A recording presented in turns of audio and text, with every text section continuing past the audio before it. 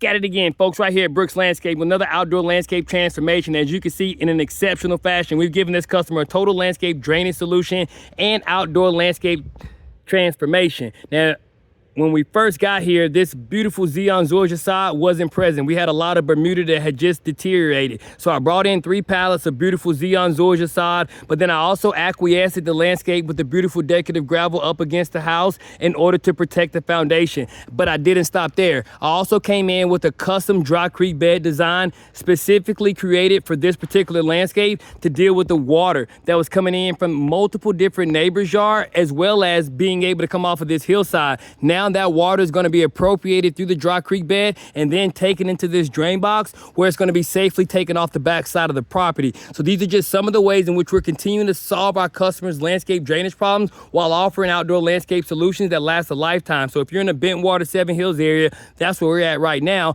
Or if you're in the Paulding County area in specific and you're looking for a landscape drainage solution in an outdoor landscape transformation, you don't have to look far. The professionals right here at Brooks Landscape, and we've been solving customers' landscape problems for over a decade now, and we'd love to do the same for you. So make sure you click the link below or go to www.quotemylandscape.com.